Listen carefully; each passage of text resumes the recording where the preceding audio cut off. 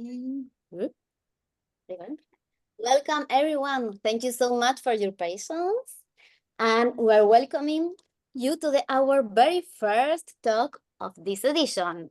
This is the Scene Report, and this is quite like a traditional or a special edition of Gaia. The idea is to have new voices and like mainstream and long track events and communities sharing a space and presenting each other. And today we will have Ophélie Apie Oddy as our host. Apie is a highly multifaceted and proactive youth educator and diversity advocate. She's deeply committed to promoting African gaming and is also a talented content creator.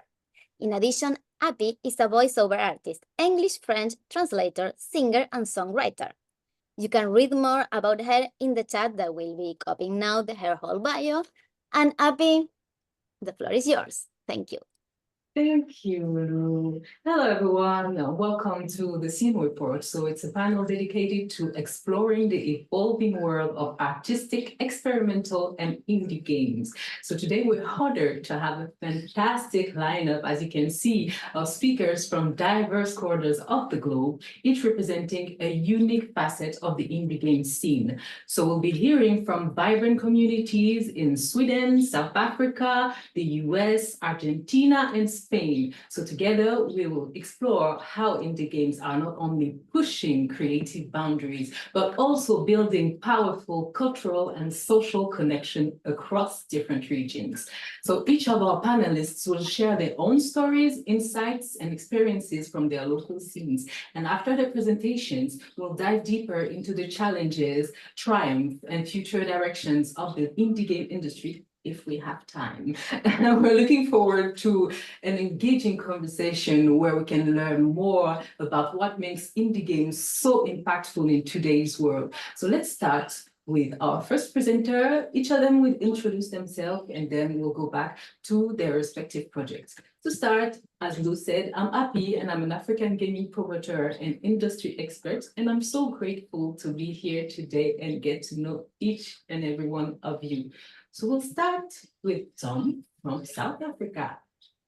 Hello, I'm Dominique Gawlowski. I'm the managing director of Free Lives, a Cape Town-based game development studio. We made titles like Broforce, Terranul, Genital Jousting, Gorn, and our latest title, Angerfoot. And I'm here to present to you a little festival that we've started down here in Cape Town called Playtopia.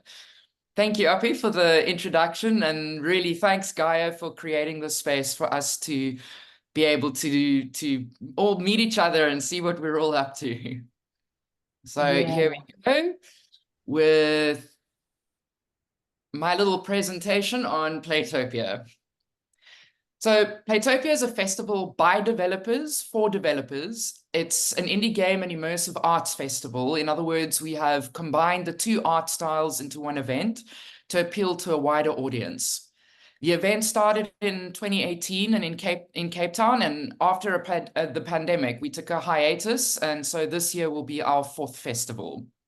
The way people can submit is that they can submit their games, talk topics, or installation ideas via our website using a Google Forms application. And then from there, the Playtopia committee then curates the pieces that then finally make it into the festival. The artist brief for submission is to keep it playful and keep it fun and keep it awe-inspiring. We're not looking for deep philosophical messages. Playtopia is about delight and fun. So no politics and no sad ideas. Like this is like the one event where adults can be kids for a weekend. So we like to keep it light. The team started with 3 people and it's now grown to 8 people. Since the start of Playtopia, Free Lives, Landfall Games, and Devolver Digital have been the primary funders of the festival alongside some cultural institutions. We have a no booths and no banners policy. Brands are welcome to have a presence there, but this must be achieved through creating an experience at the event that the audience can enjoy. For example, if say like an energy drink wants to be part of the festival, they would have to create a space at the festival where people can have a quality and meaningful interactive or immersive experience, and in this way have people engage with the brand. The entire organizational team are made up of members from Free Lives who do this festival in their spare time. We've been lucky enough to find success our own success within the game industry. And so this is how we hope to share that success, by helping to make the barrier to entry into games as a career possible for our fellow Africans. We have also noticed an international presence growing each year, and we think this may be due to the intimacy that the festival provides. People are usually booked back to back for meetings at these big international game fairs, and here they're able to kick back and just enjoy themselves and experience a heartwarming little indie festival and meet some local devs. When we first started, we were a registered PTY, but now that we see that the best version of this festival would be when the community has grown large enough that more and more people can become involved in the management of the event. And so we've just completed our registration as a non-profit organization called the Playtopia Foundation, in the hopes that this will also make us more appealing to provide funding and other forms of support to continue the festival. We have a volunteer program where we started out with 20 volunteers, and sadly we have to turn people away for the first time because this year we had over 100 signups. And we try to give this opportunity to people from disadvantaged backgrounds. So our volunteers are transported, they are given food, they are given data for their phones, and where necessary, also accommodated so that they can have this experience without having to give anything up to be a part of it. They also get to have one-on-ones with the international speakers if they so choose, and are invited to networking events as well. They are expected to work for half the time of the festival, and then the rest of the time they can wander around and enjoy it as they like. So now, in terms of the meat and potatoes of the festival, the main feature of the festival is obviously the main arcade, where people can play a curated exhibit of African games alongside international indie gems. Altogether, we usually have around 30 games, but this year we've had so many submissions that we're looking at around 70 games this year. We like to keep the bar high, and having this is a major aim of the festival because, often Africa is associated with low quality, and we want to show that this is not the case. Like, the local games are expected to be of a very high standard in order to make it into the exhibit.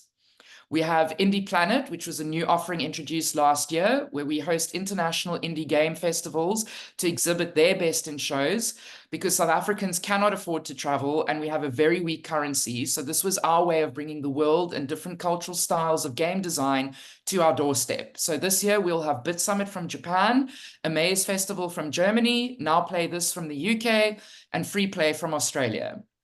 We also have the Super Friendship Arcade, which is a collection of custom controller alternative button bashing type games. This collective has been going in Cape Town for over 10 years and is made up of local engineers, artists, developers, designers, and anyone who loves to make stuff and people can play with.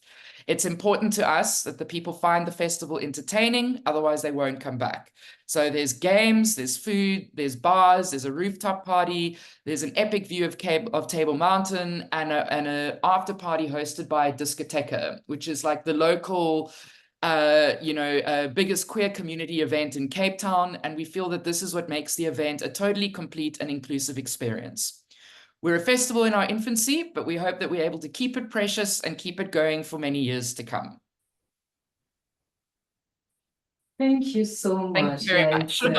It's a growing event. Like, it's already really big, eh? So I'll save my questions for later. Okay. we'll go through now. We'll go to Sweden, to Gothenburg with the Kjell. I don't know if I'm pronouncing it right. Kjell? Yeah, that's correct, actually. Okay. It looks weird unless you know Swedish. But yeah, that's how you spell it. And yeah, so I'll share my presentation. Here. There we go. Okay, hello everyone. I'm Kjell Håftén. I'm in Gothenburg in Sweden on the west coast. And this is a picture of what it looks like on a very sunny day. And I'm not seeing anything here. Yeah. Okay. Is anybody else? Last time it just took a minute, so we can. Yeah. If you want to keep talking, we'll interrupt in 30 seconds if we still don't see. Yeah, I'm getting like before I'm getting these notifications from Zoom that it's crashed. Uh-oh. Oh, if it's crashed, we can just go to another person and then he'll figure it out. and then we'll go back on him. So is Laura ready? Laura, Yeah. sorry. So, okay, we'll hear from Laura from Indie Dev Day in Spain. Yes, you can hear me? Yeah, you Perfect. sound great. Yeah, sorry for my voice, but yeah, I am a little sick. Okay. This one. I don't know if you can see my We see it. screen. Perfect. Yes, pues, hi. I am Laura. I am the co-founder of Indie Dev Day. Indie Dev Day is a non-profit event dedicated to indie video games. It's held in Barcelona from 27 to 29 of September. Yes, I know, in 2 weeks. Believe me, I know it. Maybe I see some of the people here or there. We are a small team, like 4 people, because to create a healthy community in video games and create a little space from indie video games here in Spain, first of all, between the, all the big companies. And we born like this, but now the things go crazy and we are so big. I want to show you this video. I'm going to talk in about this because it's better for you to see the how is the space and the community than only me talking. It's from the last year edition. It's incredible, all the atmosphere you can feel there. It's a 3-day event dedicated to both business professional part and as well as making indie video games attractive to the general public. We have more than 12,000 attendees the last year, and this year will be more than 190 video games showing to every game in the showcase that are free to play from all the people. Friday is only for professional, like a professional days, only for press and professional students. On the professional part, we have a B2B area. We work with Me Too Much because it's the normal here in Europe to work with these people to facilitate the business opportunity. We have more than 50 publishers this year. It was amazing. We also focus on students and masterclass. We see here the panels, for example.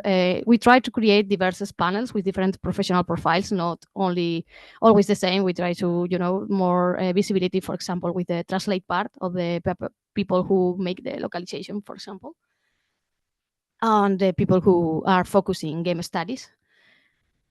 We have 2 job talent that allow us to connect companies and professionals with the students and solve a little problem we have here. It's the students can't find, for example, practice to finish their studies, and the professionals, it's hard for them to make contact one-to-one to the companies.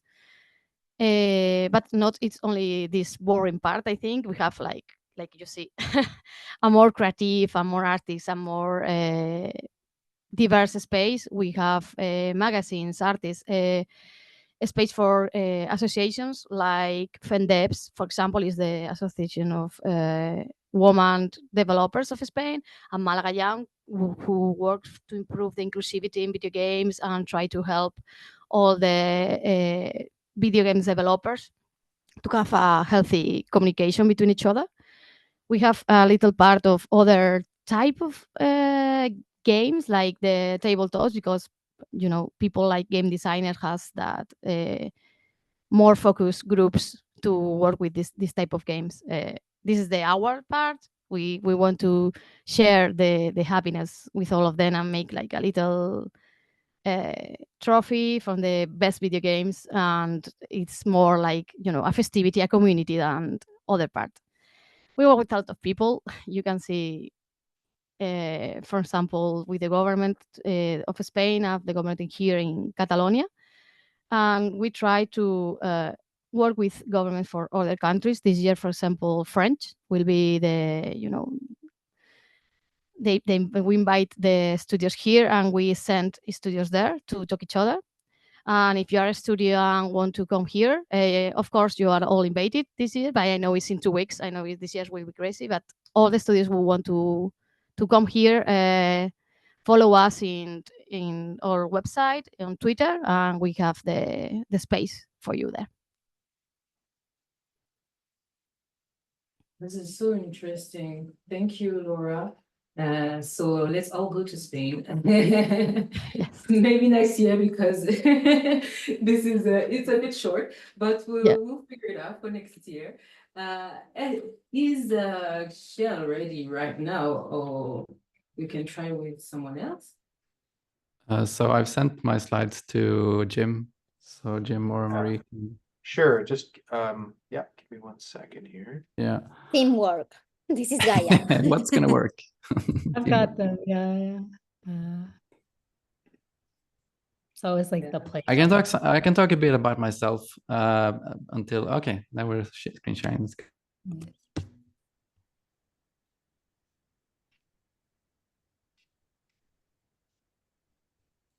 this good?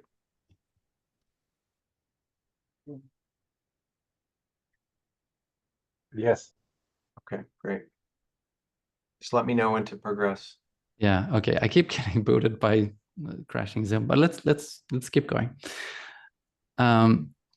Okay, so let's talk about one of the organizations and networks in Gothenburg, the biggest one for indie developers. It's Game Dev Gothenburg, and it's a network and recently formed as an organization, more concretely. But it's been organizing a Discord server where we just put in everyone who's interested in game making, and and also, if you can, next slide. There's this event, which is a very like low effort, high reward, chill event called Spel Öl. And yeah, all of these 3 slides. Oh, let's yeah. And this has been going on since 2009, every other Tuesday. And basically it's just hanging out and talking about games for game indie devs. You can do next slide. Yeah. I'm Sorry? getting pop-ups. Are you hearing me? Are you hearing me? Yes, we can hear you. Okay, next slide.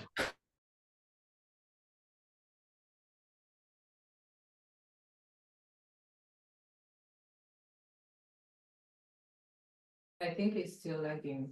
I think we lost him. Yeah, we lost him.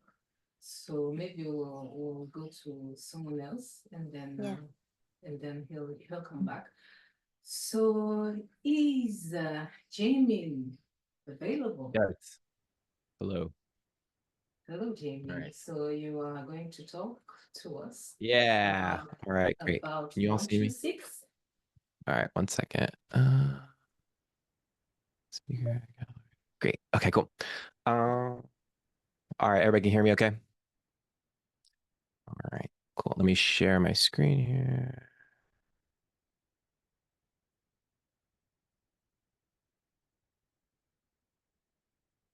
Okay, cool. Let's get started. Hi, my name is Jamin Warren. I'm the executive director for Gameplay Arts. I give a little background on like how I ended up here. My background, I started at the Wall Street Journal covering arts and entertainment for them. They were looking for somebody to cover music and ended up with someone who was really interested and passionate in games. I think like a lot of people, I started around 2007, 2008, which was like a really exciting time, I think, for games more broadly. And having a platform like the one at the Wall Street Journal really gave me the ability to focus on like sets of new creators like Genova Chen. So being able to put game creators in front of like a national audience was really inspiring for me. I saw something a lot of my colleagues didn't, which is that games were becoming a cultural force deserving the same critical attention like film, music, fine art. And so unfortunately, my editor didn't see things the same way, and like any disgruntled 20-something moved on and said, I'll start my own magazine, which I did. I started Kill Screen magazine, initially started as a Kickstarter project, left the comfort of my job at the Wall Street Journal, although, this is sort of before journalism completely fell apart. So it was probably fortuitous at the end of the day. I was really dedicated to exploring the intersection of games, art, and culture. And by virtue of being in New York City, we would get called in by different cultural institutions to help them think about how to introduce games to a public audience. This is a part of my work at Kill Screen that was a bit of foreshadowing, because it helped lay the groundwork for some of the work that we're doing here in Los Angeles. We did the first ever arcade at the Museum of Modern Art. We worked with the Tribeca Film Festival to help them launch their gaming program. I love this photo that we did of someone playing Adam Saltzman's Cannonball in front of a Keith Haring painting. We did the first ever Tribeca Games Festival, helping an institution like that grow. And then the first ever VR Arts and Culture Conference with the museum which was called Versions. I also briefly was a YouTuber, which was a strange and exciting time in my life, for which I want to tell you. I think like a lot of independent folks who are trying to make their own way, we ran into financial difficulties, kind of keeping Kill Screen afloat for 6-7 years, did the best that I could. And so pivoted, started a marketing consultancy called OneTwoSix, which was helpful in some ways in terms of thinking about how to publicly talk to people about games in front of a much larger audience. But also for me, I think really solidified how many challenges there were for the commercial games industry.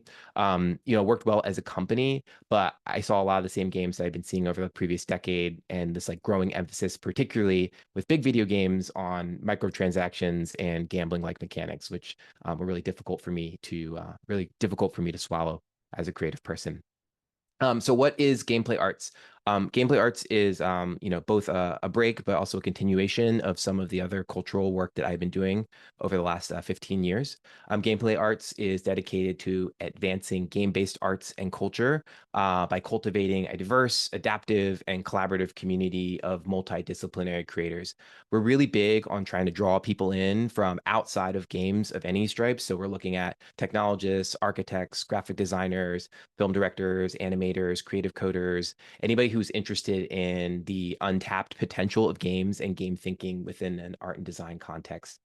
In my previous roles, I'd always been at the mouth of the river, both as a marketer and as a journalist. And so you're always like sitting there waiting for things to come from, basically come from further upstream to basically decide whether or not you want to keep them. And I felt like for this stage in my career, it was really important for me to start like looking upriver and try to figure out like what are some new projects, try to clear roadblocks. I remember during my days at Kill Screen, we kept this big spreadsheet of games that had announced on Kickstarter that we were really excited about, and then games that actually shipped. And I remember the list of announcements kept getting longer, and the list of games that actually got out the door actually started getting shorter. So I felt like there were some things that were amiss, and I felt like Gameplay Arts could be a way to help with that.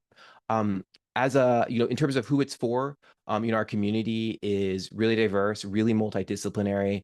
Here in Los Angeles, obviously incredibly diverse city, and so we cater both in terms of like race, ethnicity, community, but also in terms of creative disciplines. So, in addition to an active game community that's here, we're really interested in these architects, designers, etc. This is a still from a show that we did with UCLA's Architecture and Urban Planning Department. They had done a senior graduate level design studio class to remake an urban block in Santa Monica. It was led by Yara Fagali, who's a Lebanese-American architect who has started to work more, basically work more games like into her individual practice. It was really cool to be able to showcase that kind of work. Even though we're based in Los Angeles, as a physical project space, and that serves as a gallery, a workshop venue, and a collaborative hub, I'd like to think that our impact is starting to extend beyond Los Angeles. We're really looking to try to build a global network of artists, institutions, and supporters who are passionate about the work that we do. So we have like a local student at UCLA, Zheng Fang, who's actually based in China now and is working on a new title. Being able to give him like his first big show and exhibition is really exciting because it creates a gateway for us as an institution. In terms of how we make this happen, we have two main things that we do.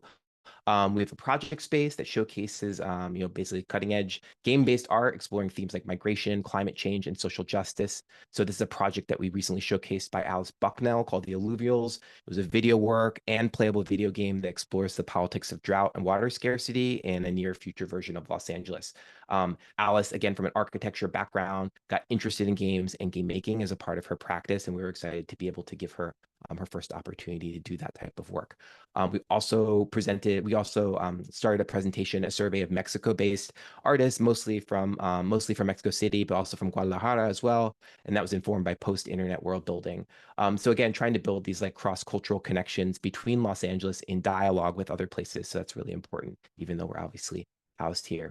The other part of what we do, we offer classes and workshops in world building, performance, experience design, and interactive narratives. So we recently did, there's a Croatian artist, Mario Mu, who's wonderful, does experimental cinema with Unity. So teaching other creators how to do that with those tools was really important to me.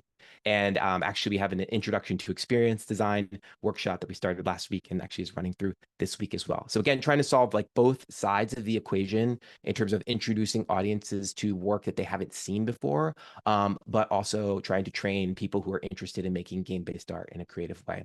My inspiration for this, I mean, why do I do this? I think after so many years like being around games, I really am convinced that like the video game industry as it's currently constructed cannot solve any of the, basically like labor diversity challenges like on its own. But I also don't think that the video game industry is in a place that it can solve its own creative challenges. Certainly for here in the United States, there's no game-based creator that's ever won a MacArthur Genius Grant. Major publications don't really cover games. The Times does from time to time. Funding is incredibly difficult, and there's been really no significant recognition of gaming at like big major cultural, music, and arts festivals. That stuff has been pretty continuous like throughout my career. So I'm always looking to start that.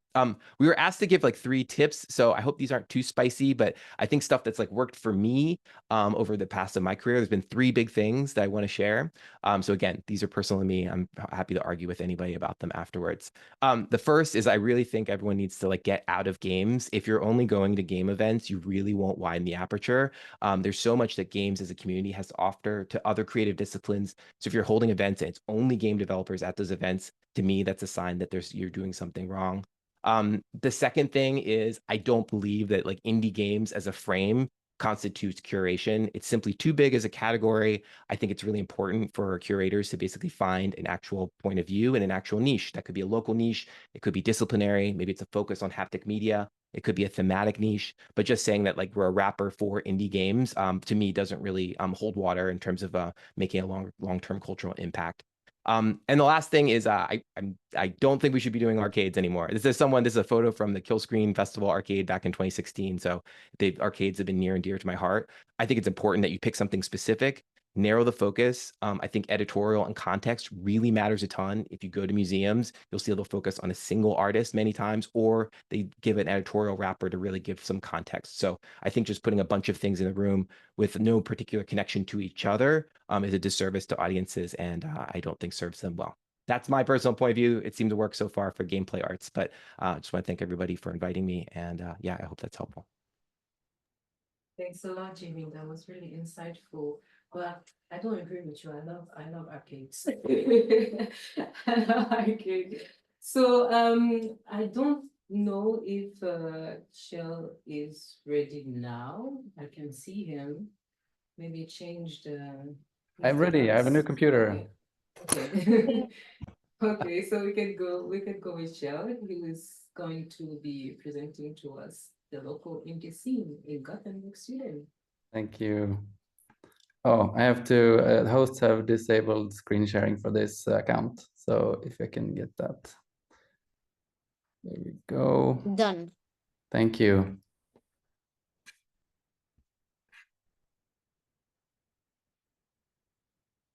Let's see.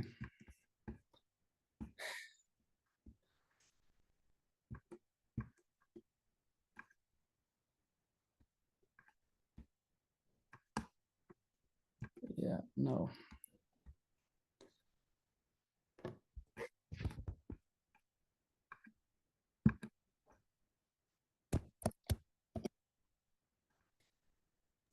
Do you want me to share? Yeah. Can you please? Sure.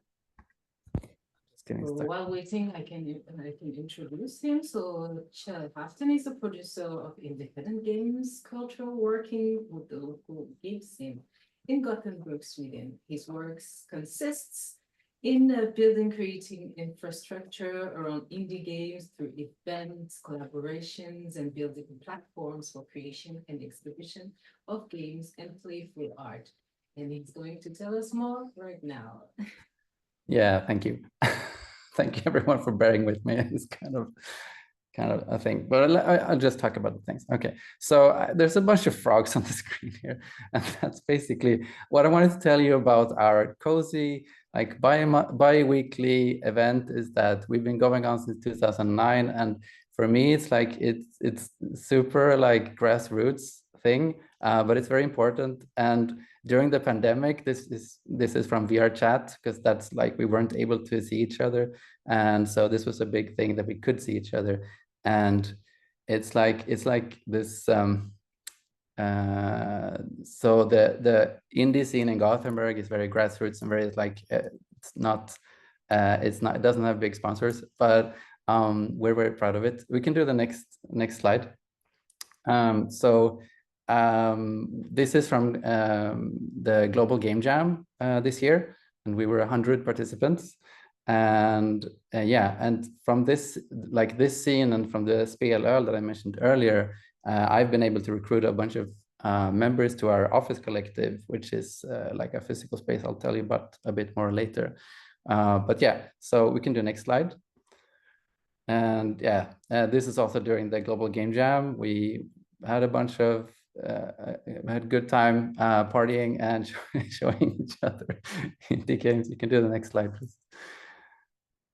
And this is the board of the Gothenburg Game Dev Gothenburg organization. Next slide, please.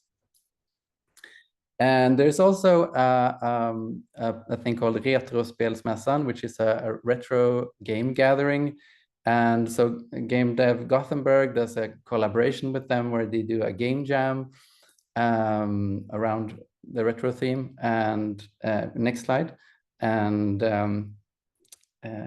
yeah, build these banana box cardboard cabinets because we don't really have, it's sort of an emerging scene here in Gothenburg. We've been going for a long time, but like I'm working to build together with others, like infrastructure, like Apie said. So one problem is we don't have like somewhere to store cabinets, somewhere to like showcase these things. So we just build things out of cardboard and then scrap it afterwards and use the electronics for other stuff. Next slide, please. And yeah, this is behind the scenes. So it's kind of odd. This is very like grungy compared to the other things. There's a market. There's some like mass-produced arcade cabinets. So I think that like what we can show people is that you can make stuff out of everyday objects. And yeah, next slide, please. And this is a more another kind of event that Game Dev works with as well. Game Dev Gothenburg. This is the Gothenburg Science Festival. So every year they do a game jam called Science Jam, where they collaborate with scientists. So each like jam group gets assigned a scientist, and they can present their research, and then they make a game based on what they like experienced through that research. Next slide, please. And yeah, this is another just to show the presenting the games at Nordstan, which is the largest shopping mall in Gothenburg. Next slide, please. So that's Game Dev Gothenburg. And next slide. Should I do like I can do a beep sound when you switch to the next slide. So this is, yeah, perfect. This is Automat. This is my baby. It's right now it's a co-working space, or I like to call it a office collective for game people, people working with games and like intersecting with other art forms as well. This is the house. This is the office I'm in right now.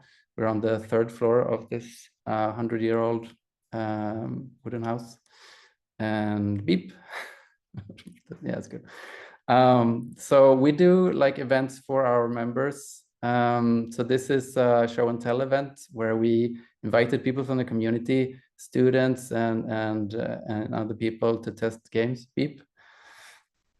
And also, so members can show whatever they want. And this is one member wanting to show, try out a pitch for a game, and then people could, so just sort of an alpha test for the pitch. Beep. And this is from another event, a release party for Mana Hex, which is a locally made game. And we wanted to, this is like the first release party we've had, but we wanted to reimagine how much money you need to sink into something, and just do stuff, just try stuff out, just DIY. So beep. This is another feature from that event. Beep. So it's largely, this is another event. You can just skip this one. Yeah, beep. And also, we've been doing doing the arcade thing, which there are conflicting opinions about. But yeah, this is a Halloween-themed arcade, so it's a bit themed and curated like that. Beep. And this is a game that I made, but I basically just wanted to show that we try to do both digital and physical games. Beep. And this is me and Charlotte Heyman. We're doing a pilot study, basically funding the building of our Center for Game Arts through different projects. And this is us at Now Play This. So that was one that was like, we could go to visit. That was from the funding was very important, and reaching out and getting to know people and building our network internationally as well. Beep. And another picture. Beep. And and then beep. And that's me at this. So Automat is we have this big house. We're on the top floor right now with 40 square meters, but we are looking to expand, and we'll see if we can get the funding for that. But we're applying for that this year. So that's it for me. Thanks. Thanks a lot, Kjell. It's really interesting how you succeed in making like a space for game designers and gaming enthusiasts in order to enhance their voice in the industry. Well, we'll finish with Gonzalo from Argentina, who's a professional game designer, university teacher, lots of things, and he co-founded also Accion Devs. Am I pronouncing it right? Okay. Yeah. So he's going to tell us more about it right now. Well, hello there. Accion is the Spanish word for action. So it's literally like devs in action. It could be translated like that. I will show the screen. Okay, so hi, I'm Gonzalo, Argentinian game dev. I do game design. I'm a narrative connoisseur. I really like all kinds of narrative, of fiction. I teach video game production in 4 institutions right now. And I'm also part of the local Godot community, Godot. And of course, a co-founder of Accion Dev. Accion Dev is let me get this away. You can see like the bar here, right? Never mind. Accion Dev is a compromised game dev community.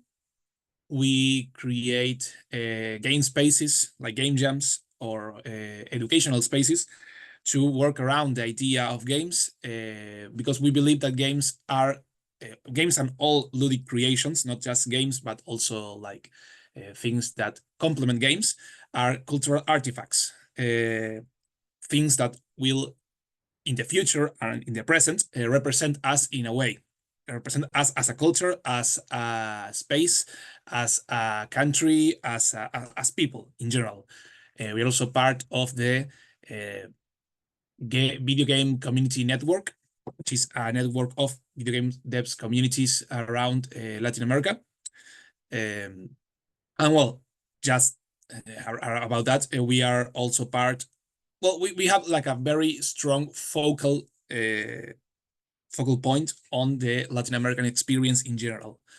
So let me set the scenery. We are on September on 2020, and we have the world on fire, basically. Australia is on fire. Australia is on fire.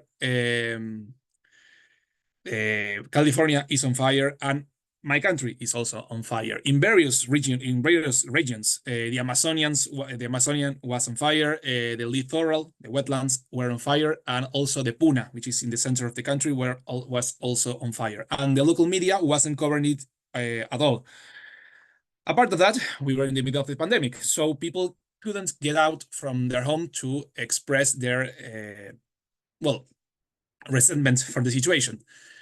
In that context, me and a friend, which was living in front of the wetlands, so his health was getting deteriorated by the fumes, we decided to create this space to let people express themselves around with games, to tell the other people in the country, the other people who could play games, what was happening on Rosario, on Santa Fe, which is the place of the wetlands, or near the wetlands. We also, it's a place between two provinces. People create around 25 games at the time. There was like a very, considering local numbers, it was a big jump. After that, we worked in the last 4 years in around 10 different game jams around social topics, ecological topics, reflection topics like why live under democracy, or who is the owner of the culture, and also identity topics like controversial Argentinians like Maradona or Menem, which are very, very controversial even here, even on a local stance. We believe that like anyone can make games. We believe that we have to create spaces to allow people from other spaces to come and create the games, to express themselves, to represent themselves. So on that objective, we create workshops to work with high schools and with various big events here in Argentina, like the IT Joven, which is aimed at young adults who are looking for what to do in the future, in the near future. We create also expos to showcase these games, to show that we can make games about ourselves. We can make games about our country, our history. I don't know if you guys know, but in the recent last 2 years, there has been like a big resurgence, like a big renaissance in Argentinian video games, talking about Argentina, like history, culture, mythological things, a lot of stuff that are currently related to our identity. And also we do talks like this one. On Saturday, I will be going to another city to also invite people to make games around the country. We invite various speakers to form, educational content around, for example, this is an activist for the wetlands. These are veterans from the Malvinas War, different people who can speak about different topics, because we as developers, we know that we don't have all the time to read strong bibliography to get into the topics themselves. We also do publication and congress to bring academia, or more or less bring our theories of ludic activism to academia, to other spaces, to start talking about this kind of stuff outside of the game bubble. We believe that we have to go outside of the usual game bubble to allow other voices, other places to be heard. And also that includes going outside of video games, like board games and role-playing games, for example. But we are open to any kind of ludic experience to express and to participate. And that way we create community. We create a strong sense of collectiveness. We collaborate with a lot of people. We create, yet not launch, a popular asset library to let people share the same assets and create like a sense of unity. and do not need to create everything from zero, like a strong community sense. We create various space for talking. We want people to talk, to discuss, to think about games. Here we are talking with Matajuegos, which was a local cooperative developer company here. Very focused on also social and experimental games. We invite devs to talk. We invite places to, we went to various spaces to talk about what means to make games about ourselves and what are the limits of that. And we also try to travel around and talk to other devs just regionally in our country as internationally. We went to the big festival last year, for example, and started to move the hashtag Patria Gran Devs to represent the whole Latin American game devs in a way to recognize ourselves beyond the barriers of the language. In Latin America, we mostly speak Spanish, but for example, in Brazil, they speak Portuguese. So we had to find a common ground in some place. And that's it. In 2 weeks, we will be having like the second federal encounter of narrative interactions. So we try to just apply all that we just talked for formation, education, community around this time, talking about interactive narrative and fictional around our own identity mainly. So yeah, that's the stuff. Thanks a lot, Gonzalo. It's interesting to see how you mix activism through games and social and ecological awareness. Well, we'll have to stop here, unfortunately, because we don't have that much time. I have to say thank you all of our incredible panelists today for sharing the experiences and insights with us today. Thanks to you wonderful audience also who have been with us here today. And remember, you can join us in the Discord that will be linked in the chat right now to continue the conversation. So it has been really inspiring to hear how each of you has contributed to the growth and the vibrancy of the indie game scene. And thank you again to our panelists and everyone today for joining us. So let's go to the next talk.